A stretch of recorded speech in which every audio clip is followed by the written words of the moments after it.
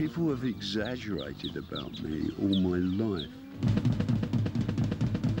I mean, I can't remember ever throwing a television out of a hotel window. Things follow me around. I think I'm some kind of a catalyst for catastrophe. The wild man of the rock. What a joke.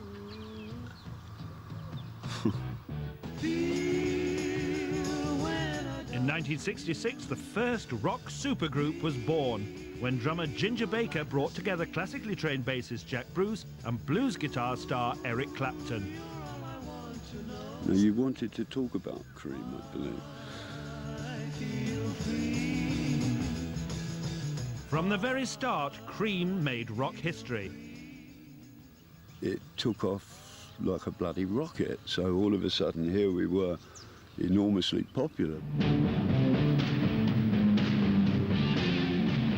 Cream paved the way for a generation of hard and heavy rockers, and if Ginger Baker was cast as the wild man, to many overawed fans, Eric Clapton was quite simply God. Let me put this to the world. If Eric Clapton and I, at that period of time, the musical thing that was going on between me and Eric were to play the music of Humpty Dumpty and Donald Duck, it would have been just as popular. But life in Cream was anything but smooth, and the rows between Ginger Baker and singer Jack Bruce played as long and as loud as their music. I used to have to leave the studio and go down there and top as much spirit down my body as quickly as possible to stop myself from killing Jack. But the result of this was it soured my relationship with Eric, because Eric couldn't understand why I was so angry. After 2.5 years that brought huge success around the world, Cream turned sour. It was extremely successful, which was what I'd intended it to be. However, it wasn't a happy time for me at all. It wasn't a happy time at all.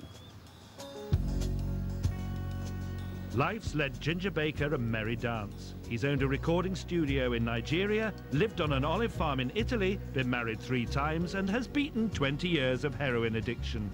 He's renounced rock and roll for his first love, jazz.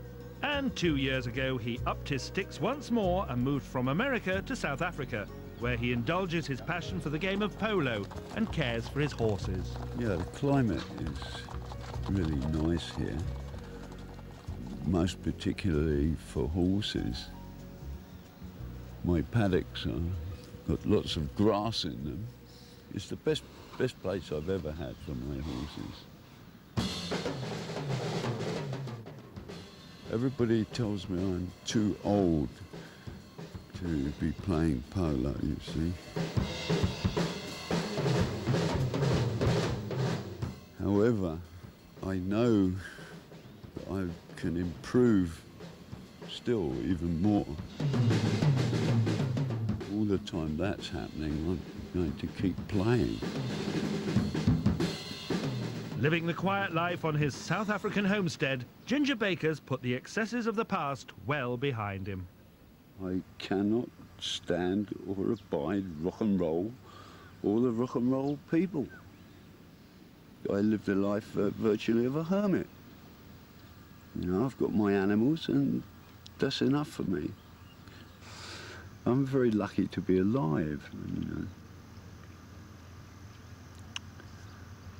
Next.